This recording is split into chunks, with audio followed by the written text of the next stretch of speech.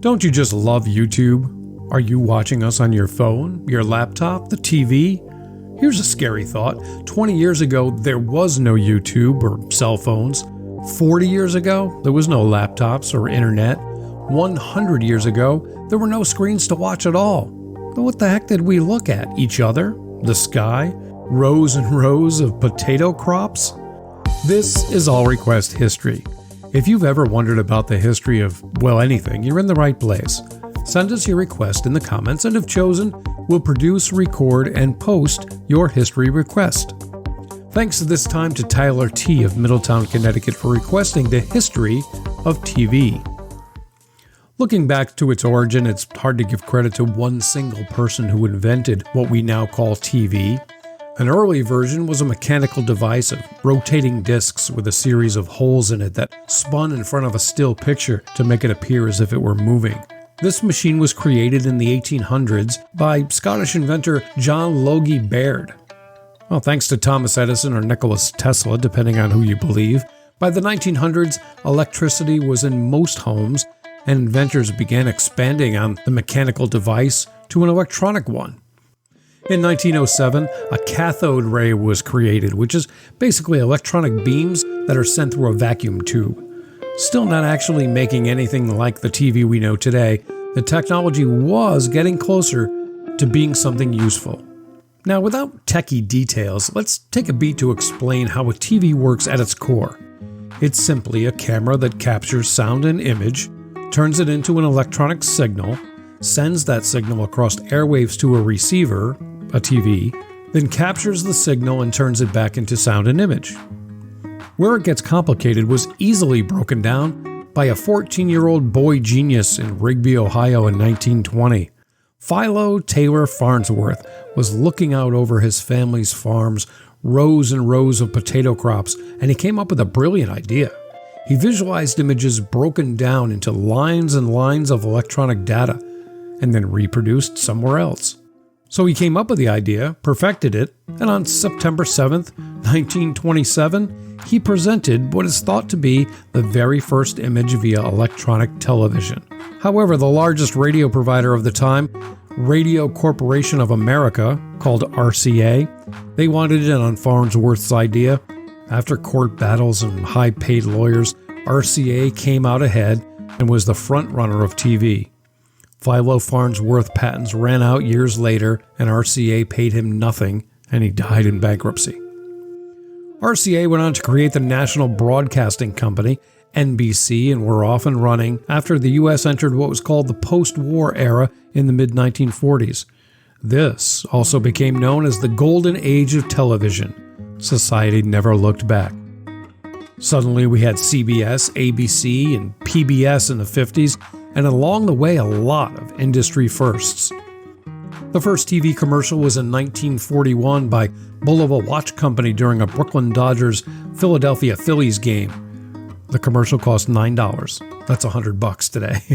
In 1947, we were brought Kukla, Fran, and Ollie, and Howdy Doody were also introduced to the first news broadcast. It was a 15-minute airing of Walter Compton reading the daily news copy. Obvious this medium was not going away, the Academy of Television Arts and Science was founded, and 1 year later, it broadcast the first annual Emmy Awards show in 1947. 1950 saw the first cartoon, nope, not Bugs Bunny, but it was a rabbit called Crusader Rabbit. Well, we can't talk about TV firsts without highlighting the brilliant innovations of Lucille Ball and Desi Arnaz. In 1951 was when this groundbreaking comedy started, but Desilu Productions also broke ground for filming in front of a live audience so the natural reactions and laughter could be captured. And now the common practice of using multi-camera filming, the way that most everything is filmed today. Janet Jackson seems to get all the hype, but the first wardrobe malfunction, that took place during the 1954 Academy Awards when Jane Mansfield experienced the same type of flop. The Academy denies this ever happened, and since Miss Mansfield passed away in 1967, we may never know. The first color TV national broadcast was on New Year's Day in 1954, the Tournament of Roses Parade.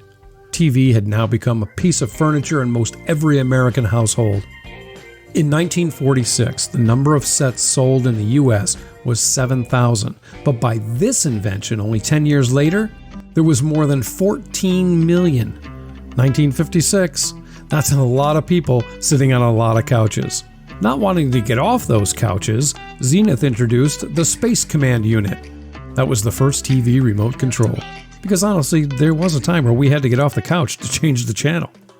1960 was the year for the first presidential debate, JFK and Nixon, and the first primetime cartoon, The Flintstones.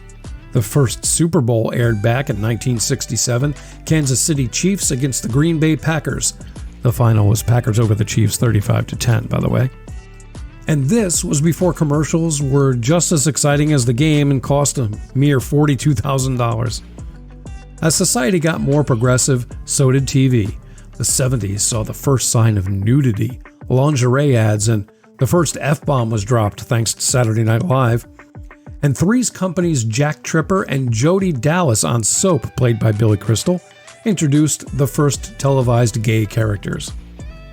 In the 80s, we got our MTV, but we also got the introduction of cable, pay-per-view, the chance to watch later when we recorded our favorite programs on a VCR, or if you were really weird, a Betamax.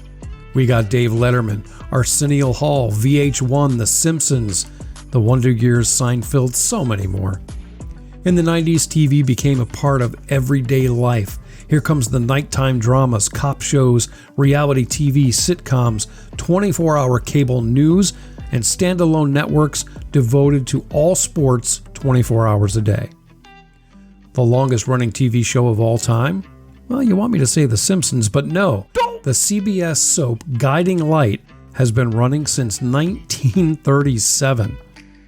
The most watched TV show was not a Super Bowl in 1969. 150 million people watched this black and white broadcast. The Apollo 11 moon landing. It's one small step for man, one giant leap for mankind. The highest grossing show of all time, of course, is The Simpsons. It's generated $13 billion since its 1989 debut. It also has 35 Emmy Awards. Is that the most ever? Not even close. The show with the most Emmys has 47 more than Bart and Homer. With an astonishing 82 Emmys, it's NBC's Saturday Night Live. Can I just say for the purists that the name of that show is actually Saturday Night?